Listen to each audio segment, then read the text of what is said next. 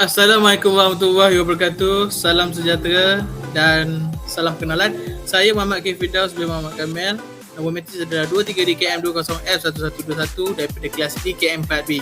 Dan hari ini saya bersama dengan rakan saya akan membentangkan mengenai Pneumatic Circuit Design, iaitu mengenai Elektropneumatik. Dan nama pensyarah kami adalah Encik Muhammad Lufti Azwan bin Ismail. Seterusnya adalah introduction, iaitu mengenai pneumatic elektro.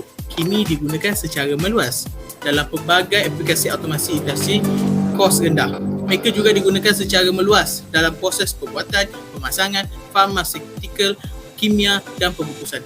Sistem kawalan telah mengalami perubahan yang ketara untuk menangani peningkatan keperluan untuk automasi yang lebih fleksibel, berganti secara berangsur-angsur, digantikan dengan pegawai logik boleh atur cara ataupun PLC.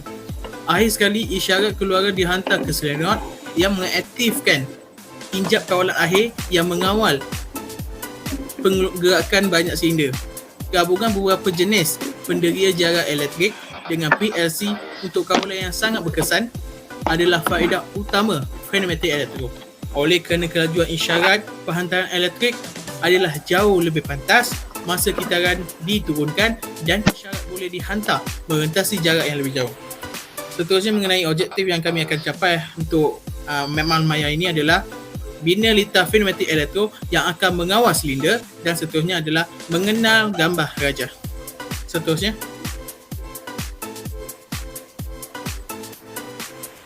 Assalamualaikum warahmatullahi wabarakatuh dan selamat sejahtera.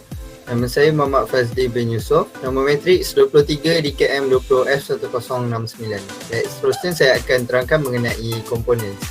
Antara komponen yang ada adalah double acting cylinder, 5/2 wave single solenoid spring return, 5/2 wave double solenoid, 5/2 wave double solenoid push button, compressed air supply, dan yang terakhir fluid sim software.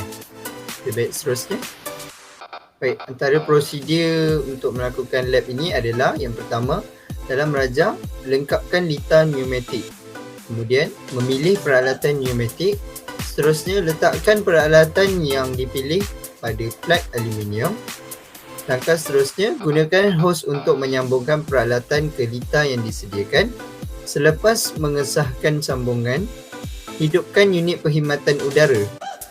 Perhatikan litar semasa ia beroperasi, dan langkah yang terakhir, terangkan bagaimana litar tersebut berfungsi. Baik, seterusnya. Discussion atau perbincangan. Yang pertama, pergerakan litar berulang ialah tindakan gerakan berayun silinder bertindak 2 kali yang diperlukan untuk membuat litar tangga.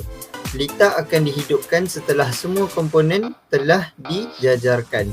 Apabila litar diaktifkan, silinder akan berulang kali mengembang dan menarik balik ke hadapan dan ke belakang. Seterusnya, buat suis pengelak dengan label 1 dan S2 untuk menyambung ke S1 dan S2 pada litar tangga. Yang ketiga, dalam rajah tangga S1 dan S2 ialah suis toggle yang membolehkan anda mengklik 2 kali komponen untuk menukar sifatnya. The triggered by box telah ditukar dan kemudian suis dengan sifat penggelik telah dipilih. S1 dan S2 kemudian dilabelkan selepas itu. Yang terakhir, kedua-dua suis mula dan henti adalah seketika, yang bermaksud ia akan kembali pada keadaan asalnya setelah ditekan. Biasanya butang mula dibuka tetapi butang berhenti ditutup. Hanya satu geganti yang diperlukan dalam litar ini, yang mempunyai kedua-dua gegelung geganti dan sesentuh geganti. Kenalan biasanya terbuka, elektrik melalui gegelung geganti apabila anda mengklik butang mula, memaksa kawalan geganti ditutup. Baik, seterusnya. Assalamualaikum warahmatullahi wabarakatuh. Nama saya Syahmi Amirul Arif. Not matrik saya 23 DKM 20F1040. Seterusnya adalah conclusion ataupun kesimpulan. Di kesimpulan yang didapati di dalam Mapmal Maya ini adalah dapat mempelajari cara membina litar elektropneumatik yang digunakan dalam eksperimen ini. Selain itu, ia juga menjawab semua pertanyaan berkaitan subtopik elektropneumatik dalam makmal maya ini. Gambar raja tangga berdasarkan litar pneumatik juga boleh dilakukan. Seterusnya, ia juga menyedari bahawa walaupun pada hakikatnya ia dilarang dalam persekitaran mudah terbakar, sistem kawalan elektropneumatik digunakan dalam pelbagai aplikasi kerana faedah yang diberikannya seperti kemudahan proses yang kompleks, boleh diautomatiskan dan meningkatkan dalam produktiviti yang membawa kepada pengurangan masa pengeluaran serta keupayaan untuk menggunakan pengawal logik program untuk mengesan dan membetulkan kesilapan PLC. Akhir sekali, dapat mempelajari tentang litar elektropneumatik dan mengetahui cara menyediakan semua peralatan berdasarkan soalan yang diberikan. Seterusnya merupakan circuit diagram ataupun result. Gambar pertama 1.1 single solenoid menggunakan butang satu tekan untuk mengawal silinder. 1.2 OR menggunakan dua butang tekan disambung secara selari untuk mengawal silinder. Butang tekan ini berfungsi sebagai OR logic. Baik, terima kasih Syami. Assalamualaikum dan selamat sejahtera. Saya Muhammad Farhan bin Muhammad Yunus, nombor metrik 23 DKM 20F1039. Baik, sirkuit seterusnya adalah 1.3N menggunakan dua butang tekan yang disambung secara bersiri untuk mengawal silinder. Butang tekan ini berfungsi sebagai AND logic. Dan untuk sirkuit yang seterusnya ialah 1.4 double solenoid. Dua butang tekan digunakan untuk mengawal solenoid untuk memanjangkan dan menarik balik silinder setiap satu menggunakan litar tidak berlangsung.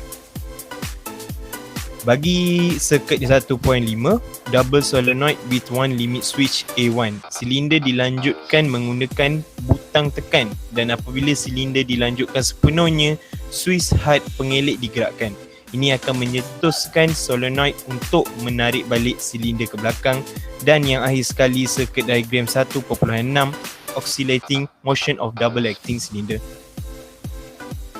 Itu sahaja daripada kami. Sekian, terima kasih berkaitan pneumatic circuit diagram.